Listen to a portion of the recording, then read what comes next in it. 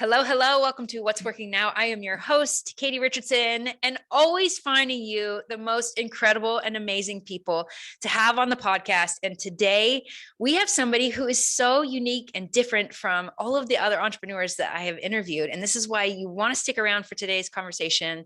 We are talking to Eva Jorgenson, who is an incredible creative director at Sycamore Co.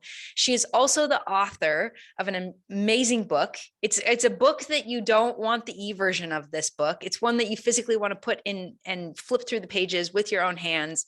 Paris by Design.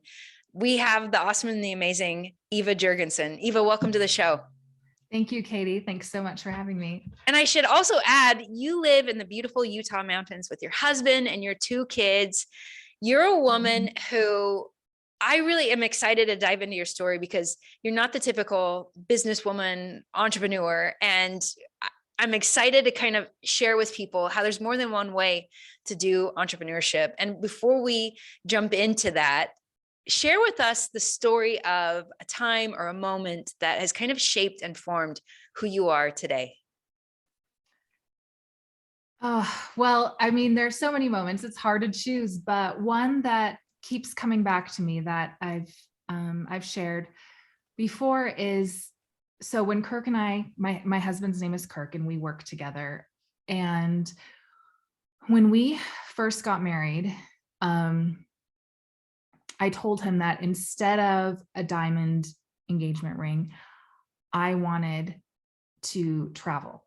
So we were both college students. We were poor. We didn't have a lot of money. And so, you know, I didn't really care about getting the ring. I was just like, let's go see the world.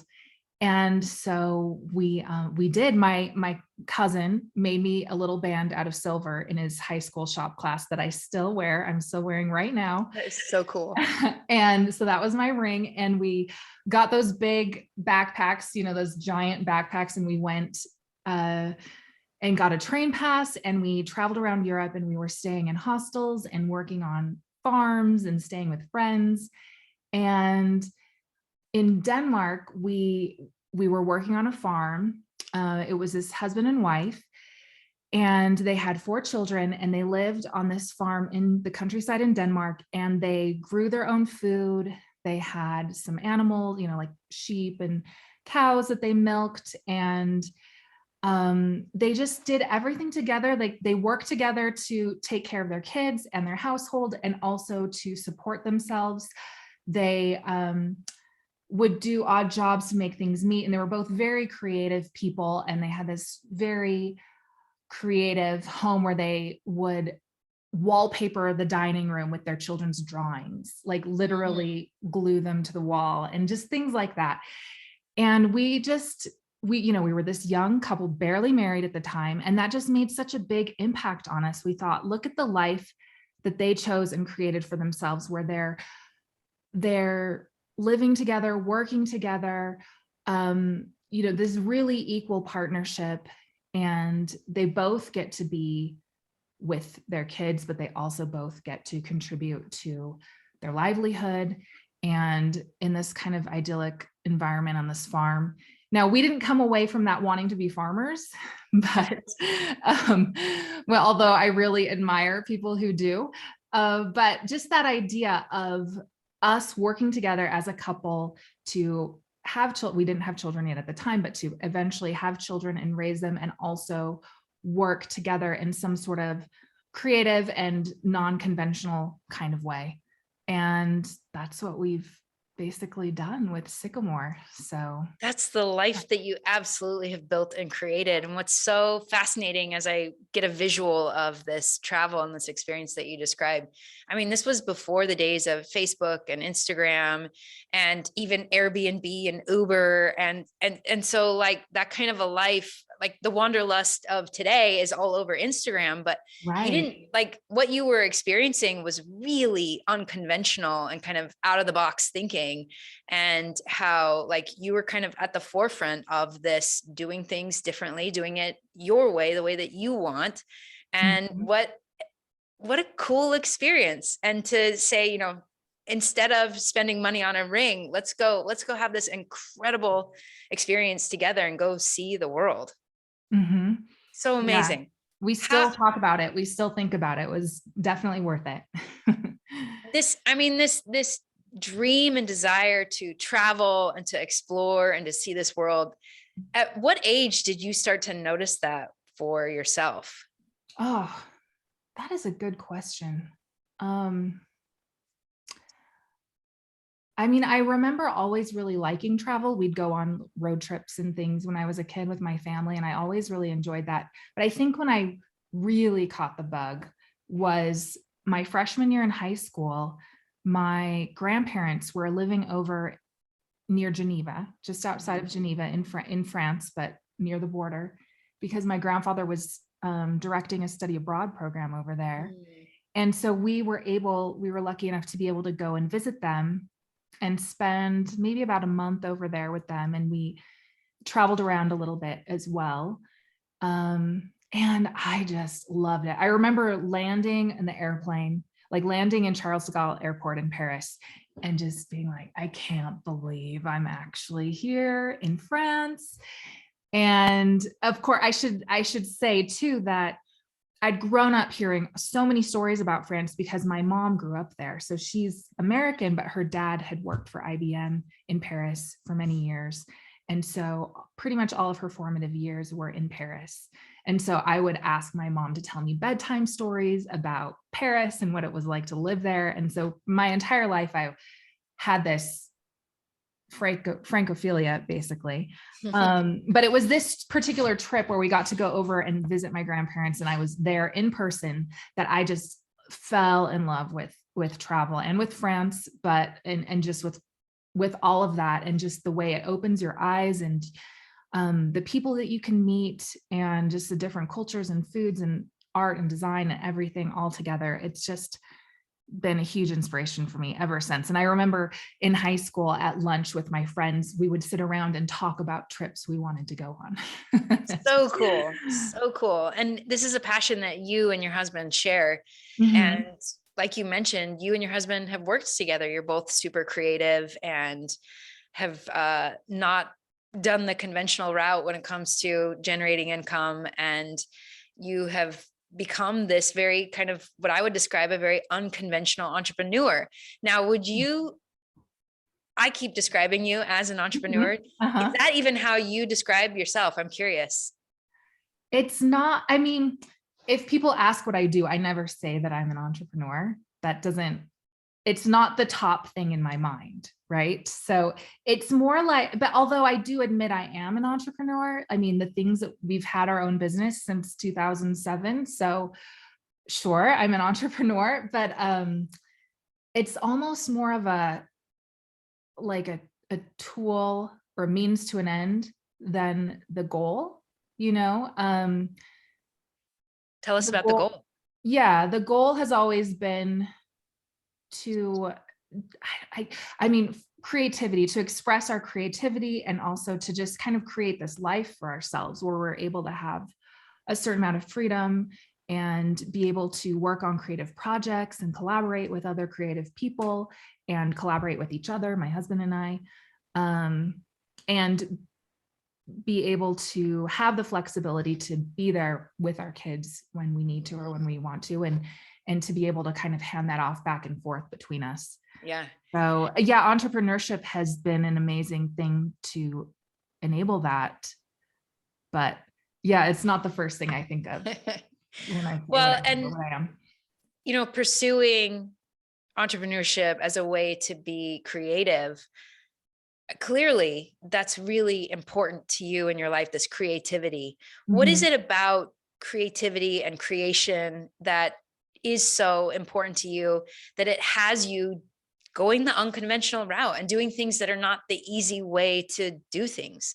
What is it about creativity that really drives you? Oh, wow. That is a big question, Katie.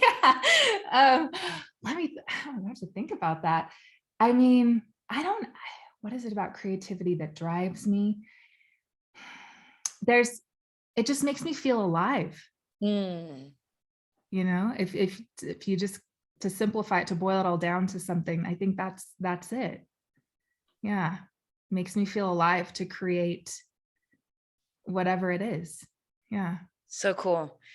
There are so many different ways for a creative to get their art out into the world. What are some of the Mhm. ways that it looks like for you? You've created a book. I know you're a Mhm. creative director. What does that Mhm. kind of tangibly look like for you when it comes to Mhm. creating? These days, so yeah, I loved doing the book. That was an incredible project that was about 3 years. 3 years in the making, and I had a lot of help, a lot of collaborators as well. And that's been one of my absolute favorite, if not my favorite creative project. Um, as And a that includes what? Like mostly photography and writing? Oh, Yeah. yeah, in the book itself. So it includes, so I brought on one of my best friends is a really great professional photographer. And so soon after I had the idea for the book, I called her and said, "Here's my idea. What do you think? Do you want to work on it with me?" And she was great. And she just said, yes, she just jumped right on board. And so she, worked with me through the whole thing. She did the photographs. We ended up going over to France. We were in Paris for 5 weeks or 6 weeks to do the biggest chunk of the research and the interviews and the photographs and things like that for the book. Mhm. So I'd done a lot of research and things leading up to that, of course, before we got there. And then when we got there, it was just, we hit the ground running, and pretty much all day, every day, Shantae and I, her name's Shantae Vaughn, she and I would go out all day, every day for that month and a half or whatever that we were in Paris. And I would schedule interviews and meetings with people, and she would do the photos and I would talk with them and kind of get their story. I worked with some other writers, because actually this is a little known fact. At first, I thought it was going to be a magazine, not a book. Mm. So I thought this was going to be the first issue of the magazine. And so I brought in all these writers whose work I admired and asked if they would write articles. So, and they did. And I worked with some really great people. It ended up, long story short, it was so much content that it turned into a book, and we were lucky to get it published. But it was just my baby from beginning to end. So everything from, I ended up writing probably half of the articles and things myself, and then having contributors for the other half, had the photographer. I sort of art directed the design. I worked with a designer, Linnea Paulson Neppelberg from Sweden, to do the design of the book. But then I was very closely working with her art directing. So kind of telling her what my vision was, and then she would execute it and then would work with it, kind of finesse it back and forth. It's so And interesting to hear this story of how this book came to really, be, oh because yeah, it's very collaborative. very collaborative, very creative, even in the process. Like, you originally thought it was going to be a magazine, and it's like, surprise, Oh, it's a book. yeah, that's true. And then you said you were really lucky to get it published, which means like you didn't necessarily have a book publisher in the beginning. Oh no, Maybe I you didn't didn't. even have a distribution strategy, and it was just kind of like Nope. you talked about, like it was all about the creation of it, more Mm-hmm. so than it was about the distribution, the monetization, and Mm-hmm. it evolved. The project evolved mid Mm-hmm. project. Yeah, you're right. You're right. You're right. And I know it did. It evolved, and I'm sitting here looking. I pulled Yeah, it show us the book up for right anybody now. who's listening on the podcast. You're just gonna have to go Google it. It's called Paris by Design, and it's just beautiful. Yeah. Oh, thank you. And like I said, we had so many collaborators, and I love that. I love to have a creative vision and then to bring together the right team, like the creative people who, have different roles, and just kind of bring them all together and work together and collaborate to create this vision, to make it a reality. And that was such a fun part. I mean, we even did a photo shoot in a museum in the famous French architect, Le Corbusier. There's a Mm. museum of a house that he designed in Paris. And I talked them into, I had to use all my charms and I talked them into letting us do a photo shoot in there with some models who were modeling like vintage clothing. And just all kinds of projects like that. And then we just interviewed all these creative people and some people that I'm still in touch with and friends with to this day. And it was just such a joy to be able to work on all of that. And you're right. I thought it was going to be a magazine. It turned into a book. So we basically did most of the majority of the content before we even had a book deal. I was lucky and fortunate in that I had been in touch for a long time with an agent. She was formerly a book editor, and she had become an agent, started her own agency. And we had met at a conference years before and had just sort of been in touch over Instagram and things like that. And so I'd been, once in a while we'd email each other and kind of keep in touch. And so when this came up, I sent her the PDF manuscript and said, what do you think? Could this be a book? Should we try to make this a book? And she said, yeah. She's like, I do think it could be a book. And if you want to do that, I'll be your agent. So she was fantastic. And we ended up having 5 different offers from publishers. Get out.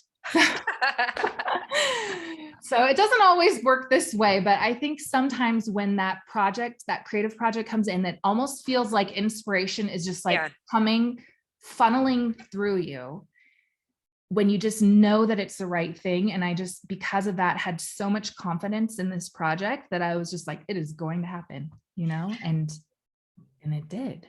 And it totally did. And you keep referencing the creative vision that you had, even though you didn't know if it was a magazine or a book at the time. What was that vision, that kind of thing that needed to be created into the world?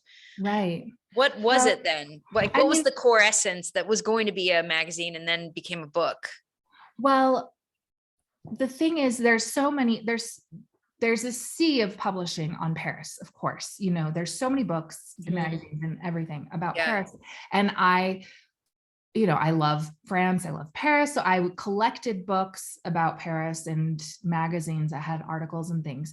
And they're just, even though there was all these different things, there wasn't the exact right book or guide that I wanted. Sure. There wasn't one that really combined. So my book, it's like kind of like a coffee table book in that it has beautiful images and interviews with people and like showcases all these local creative people and their workshops or homes or things like that. So in that sense, it's kind of like this beautiful book you can put on your coffee table and flip through. But then the last quarter of the book is an actual city guide, and its focus is the creative side of the city. So people who, like me, who are creative, when they travel there, what would they particularly want to see? So a city guide, but through that lens of art and design and creative things. And there wasn't anything out there that was like that. And so I wanted to create it. So cool. I would love to hear a little bit more about your creative process as a creative director. You have these visions that you can see in your mind of possibilities, something that doesn't currently exist.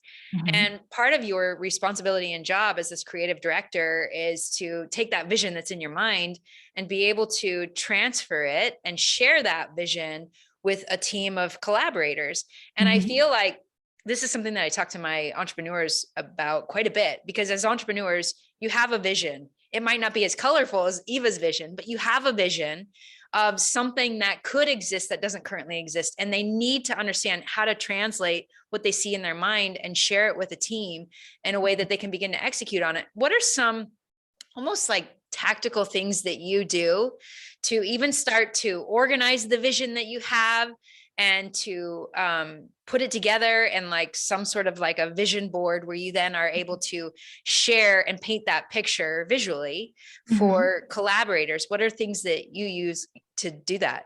Oh, okay. That's a great question. Could be many components, but I'll just take a stab at it. So one thing you can kind of see behind me in the Zoom video, I love to use Post-its. So I'll just brainstorm. And I've heard, other business people and entrepreneurs talk about this too, like put everything on a Post-it when you have an idea for a project, and like all the tangential ideas that could go with that main core idea, and just put them all on Post-its. And then you can arrange them and rearrange them on a wall. I do it on my cabinets behind my desk. Yeah. And I really use that to get sort of just the ideas started and how I want to structure this thing, whether it's a book or an online course. I'm actually working on an online course that I want to launch for creative direction, actually. So for cool. small business owners Yeah. who want to, or micro business owners even, who want to be the creative director of their own brand and how to step into that role and do that. So for example, when I'm planning that or the book or some other big project, I'll have all these different Post-its and kind of just and work at it over time. It maybe doesn't happen all in one day. It usually doesn't, but kind of get those and help that structure the idea. And then visually. Wait, can we pause on this one? Because this one's so good. I do this with myself and my clients as well. And it's so good because, like, a lot of times entrepreneurs are working so much on their laptop, they're in Google Docs, they're making flow charts in spreadsheets. And sometimes in order to put that information in a Google Doc, you have to have it organized in your head already. Yes. And sometimes there's a gap between being ready to put it into the flow chart and what's jostling around in your mind. And what you're talking about, taking each of the elements, putting it on a Post-it note, and then literally physically moving them around, organizing them, clustering them, like that is huge. And it's such a great, simple, fast solution for organizing the ideas that you have in your head. Yeah, I agree. And I used to do it that way, where I would just do it in the computer first, where I would do it in a Google spreadsheet or a Google Doc or whatever. And then when I discovered this method, which is such a simple thing, but it really did help me. It really does help me organize my ideas better. And I feel like even come up with a better plan, like you're saying, and then you can take that information and put it into your spreadsheets or whatever it is, I think it's a great first step. Love it. Okay, you were about to share some other ways. And then just for visually, like to share the vision with other collaborators as far as the visual aspect or the aesthetic of a project, like the book, for example. Or I've worked on a lot of identity designs for brands, and we almost always start with first gathering the information, whether if it's my own project, the sticky notes. If it's a client for an identity design project, I'll send them a questionnaire, a really in-depth questionnaire, and really try to get under the skin of the thing and learn where they're coming from and, all their goals and visions and ideas for the company. And then once we have that information in place, the next step is a vision board, like you mentioned. And sometimes the client will have a Pinterest board that they share with me. A lot of times they don't even have that. They don't have any visuals. And so I will start by creating a Pinterest board and pinning a lot of information there. Sometimes gathering other, when I can, like other sources from tears from magazines or postcards or fabric swatches, whatever makes sense. And then that's kind of the rough draft. And from there, I will make an actual designed vision board in Photoshop. And I try to capture kind of the overall essence, like aesthetic feeling and kind of the vibe and the aesthetic vision overall for the company, if it's a brand design project, in that one board, it looks like kind of a collage of images, nicely designed, but I want it to all look, like flow and look good. And it's like this little piece of art in and of itself. And I always start it that way because it helps me, but then it helps me really convey so quickly to any, collaborators that I'm working with, like a photographer, a graphic designer, a stylist, whatever the project is, will help them really catch the vision too. And then often after that, we'll break it down into more specific vision boards. So that was the overall brand vision board or project vision board. And then there might be sub projects or sub themes that you create vision boards for as well. Like, for example, if we're doing a photo shoot for a brand, they might show them like, okay, here's the overall brand vision board, but then I'll have Another one that's just for this particular photo shoot, I might have like the wardrobe, like one specifically for the wardrobe, one specifically for the models and their hair, one specifically for the location or the art direction, you know, the props or things they might use. Just really get into the specifics of these different areas, and that helps. And then I can hand that wardrobe vision board to the stylist, for example, and it makes her job so much easier. She sees the overall brand vision board. Okay, this is what the brand as a whole looks like, but this is how, you know, for this photo shoot, and then this is what she's wanting for the wardrobe, you know. So it gives them something concrete to work with, while at the same time, another key factor is that they have some freedom to work within those parameters. You know, as creative people, we all want to have you know, it's good to have these parameters, I think, but then within that, you want to have still some freedom and not be micromanaged. Eva, I love hearing this process and just the visuals that you're creating for us, even somebody who's not watching this video.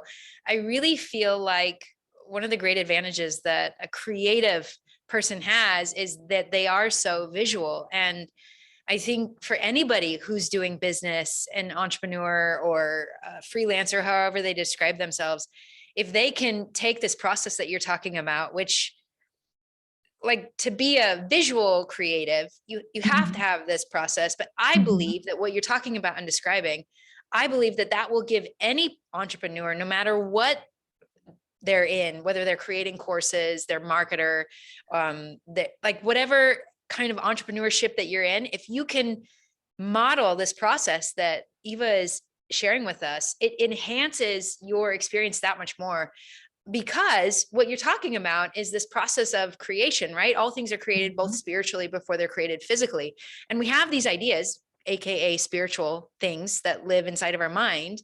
And to be able to communicate that effectively to a team requires visuals. And so whether, like, even if you don't have a design book that you're talking like that's the end product, this process that you're describing, I believe, has application to every entrepreneur. And I really feel like if they were any entrepreneur were to kind of explore this process of newspaper clippings and Pinterest boards and bringing them together and creating a whole mood and a feeling, that, because what you're describing is visuals that create a specific emotion for people. Like at the end of the day, that's what you're doing. Like, you're creating this emotional connection with people.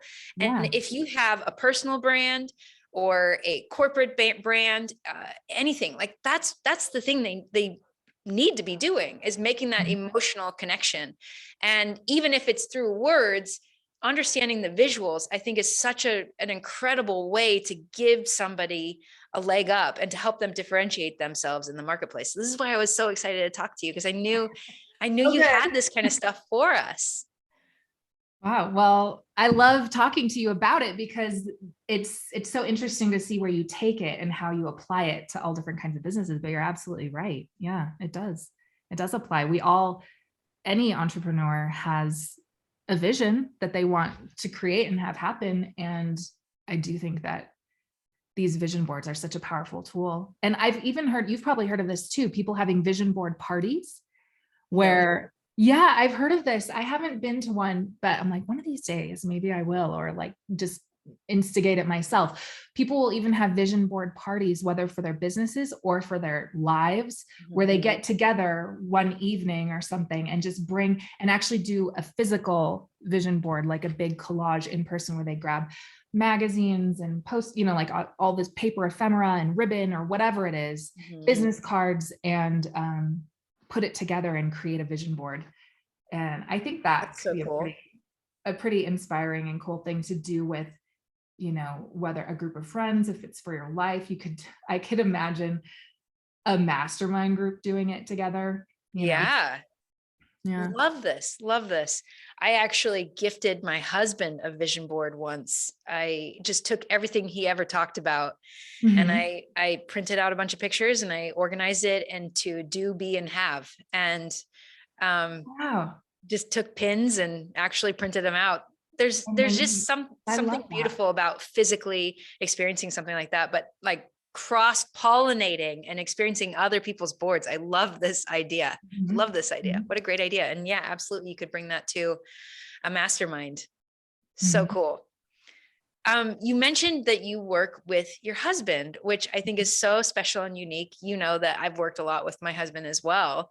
What are some things that you guys do, either boundaries that you set or parameters that allow you to effectively utilize each of your skill sets and work together in a way that it doesn't become frustrating? People always ask me that, like, you're working with your Yeah. husband?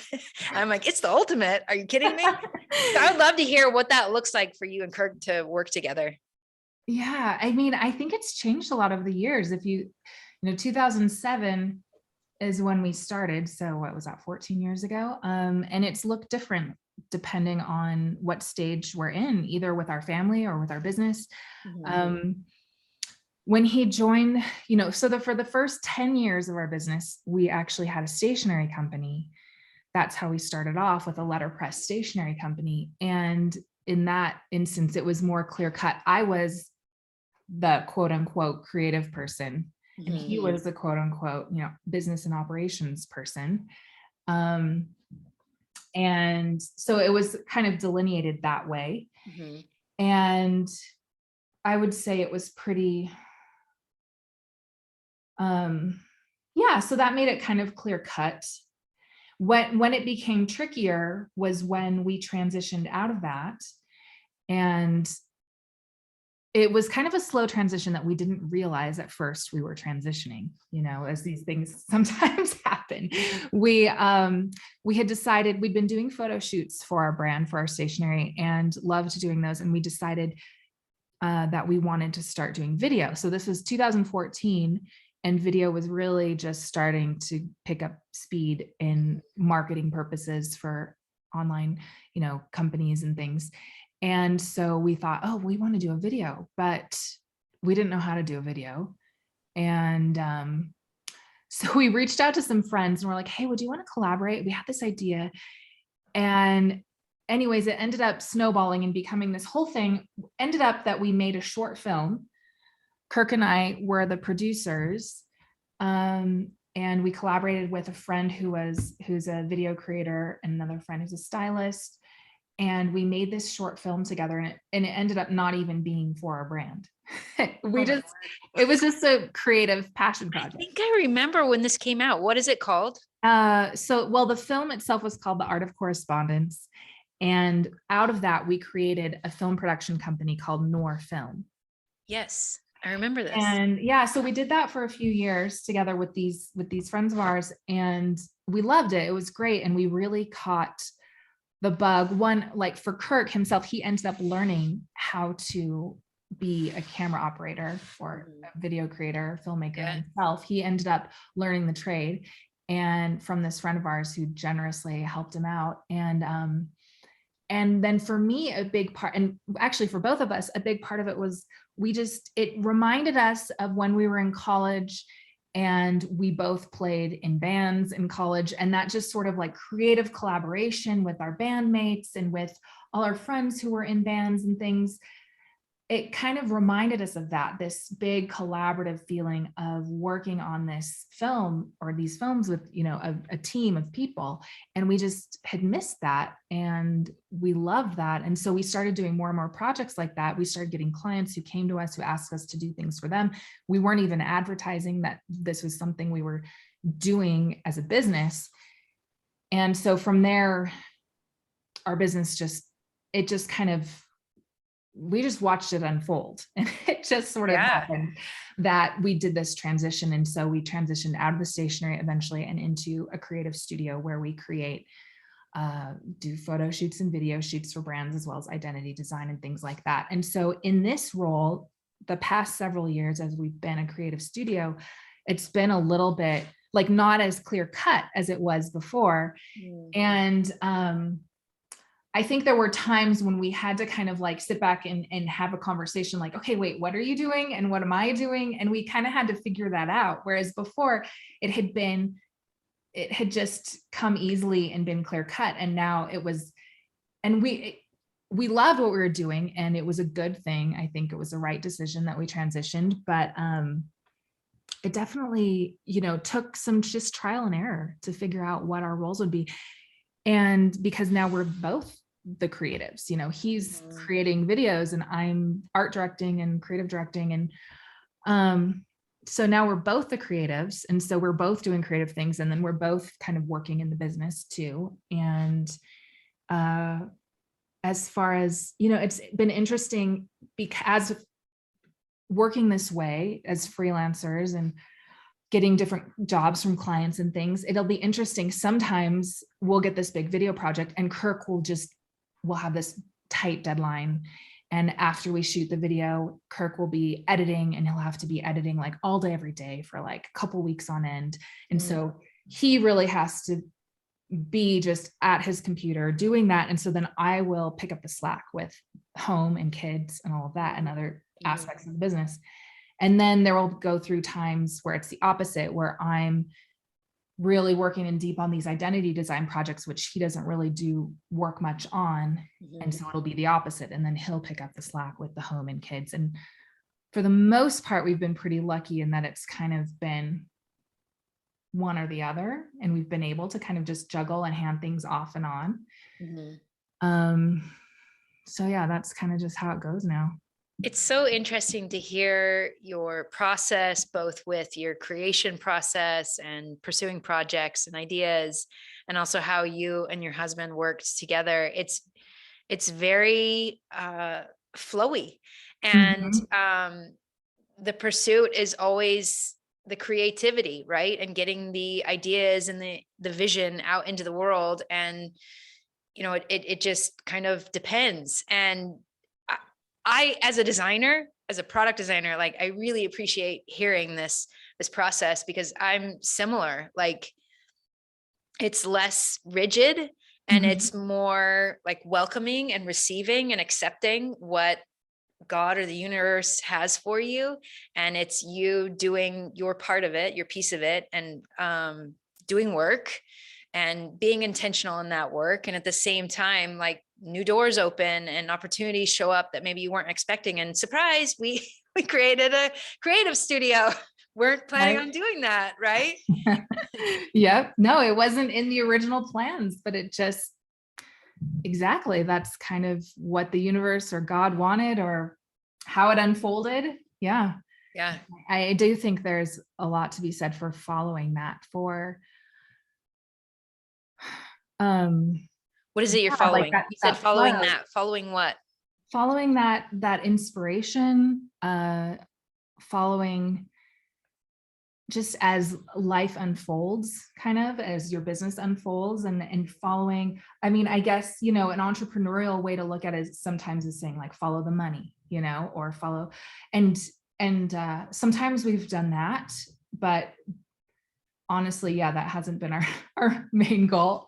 I mean, money is great. It's a great tool. But for me, it's always gone back to creativity and creative projects, and also just being able to live the life that we want to lead. Yeah. Would you say you're following your curiosity?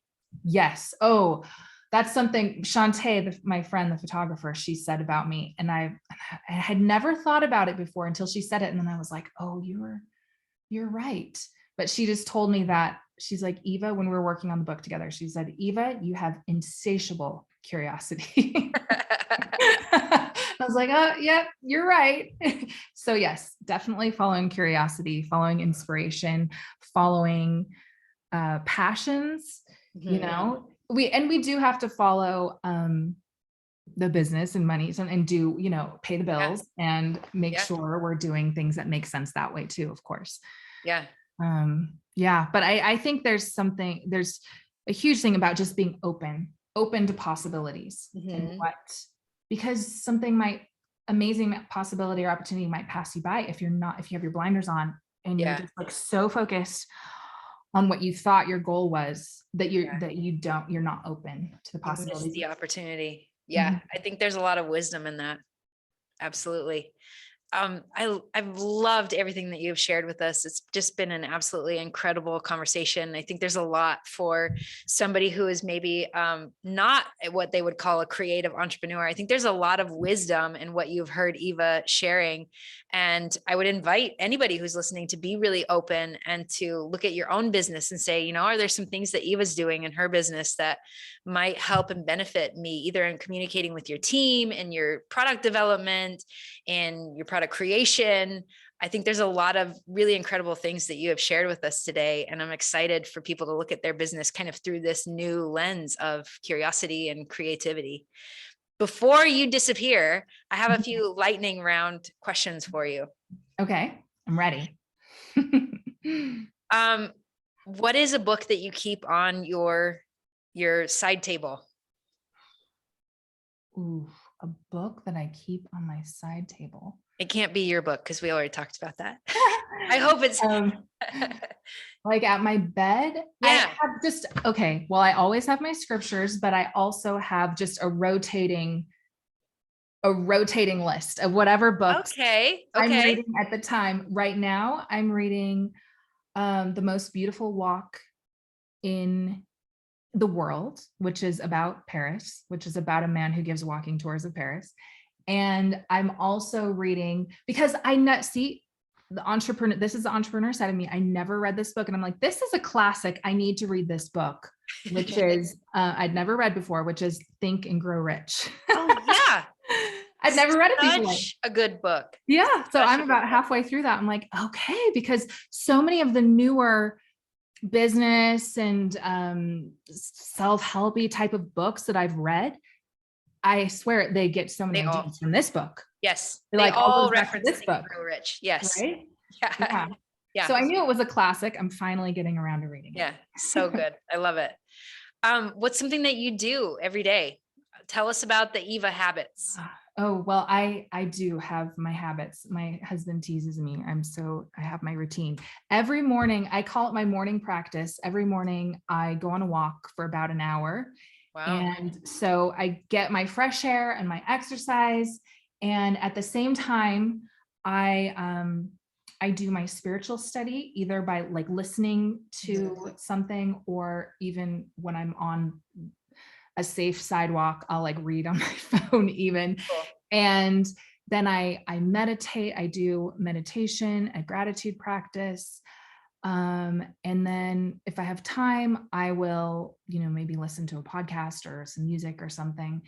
But that whole process just really just grounds me for the day and like gives me this sense of calm. And also I would say that that's where my best ideas come, or when I'm on those walks. So good. How do you capture those ideas while you're walking? I write them in a Google Doc on my phone. So good. I love it. I love it. What's some good advice that somebody has given you that served you in your life?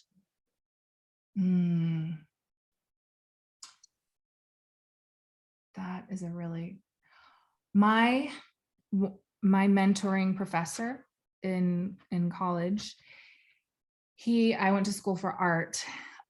He was this incredible artist and printmaker.